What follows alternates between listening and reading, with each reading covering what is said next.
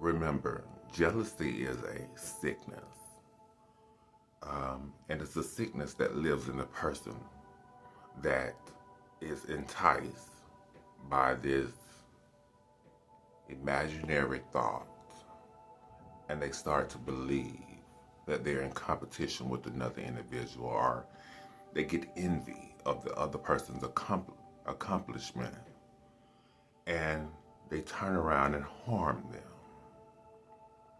I'm pretty sure you have had friends and, or should I say, frenemies, and you have had relatives, what was called back then when people didn't know no better, family, that have been jealous of your achievements and been so focused on bringing you down till they couldn't bring themselves up.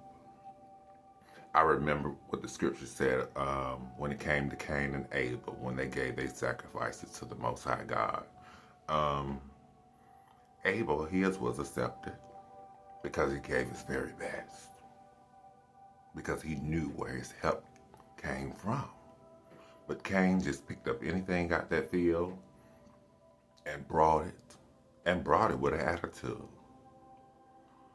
And so the Lord said to him, Cain, if you turn from your ways, your wicked ways, and do what is right, will I not accept your gift just like I accepted your brother's gift? So, and he also said to Cain, he said, sin is crouching at your door. Will you have mastery over it, or will you allow it to have mastery over you? And the ones that know the story know that sin got the mastery over Cain, because Cain took his brother out there in the field pretending that he was going to show him something, because Cain was a farmer and Abel was a shepherd. And he told Abel to come out there and see what he had, things that he had done. And Abel assumed that it was a good thing. And when Abel turned his back to see what his brother had to show him in the field, his brother struck him and killed him. I have seen so many jealous friends, or should I say frenemies. I have seen so many jealous family, or should I say relatives, now that we know better,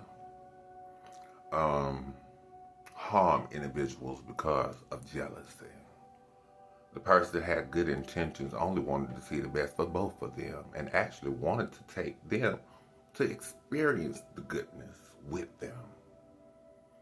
But because of jealousy and hatred, they harm the innocent person. I am a victim of it, and I'm pretty sure there are other victims because I have seen and read about the stories. So, be careful. Make sure your discernment is up to par. Make sure you put you first. And if your intuition say, hey, that's not the right way to go, I'm going to have to take a rain check. Take one. Because it's better to be safe than sorry. Because a lot of them are not here with us today because of somebody jealousy, a friend, so-called frenemy, a family member, relative that was jealous of them all along, or a sibling that was jealous of them all along and was trying to harm them. I have this scar on my face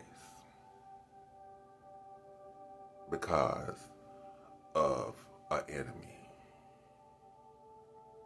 So, I've lived through it, you guys. I'm not just talking about it. So when the Creator tells you that's not the person, that person ain't got your best interest at heart, and that person gonna show you who they are the first time. And if you go back the second time and you make it out, don't go back there no more.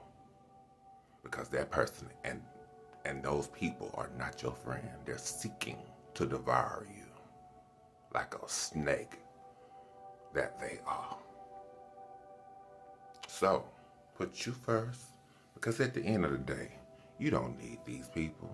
Only person you need is the one that will never leave you and that will never forsake you. I'm so appreciative to the Most High God that all those fake A people love me, because had I sticked around and stayed with them, I wouldn't be who I am. I wouldn't be able to speak these kind of words, and I wouldn't be able to tell about my story, because they would have succeeded in their trickery, the trickery of the enemy. These people are actually not themselves, because the enemy has blinded the minds of the unbelievers. They believe what they're doing is right. They believe that taking someone else's life for no reason and bragging about it is okay.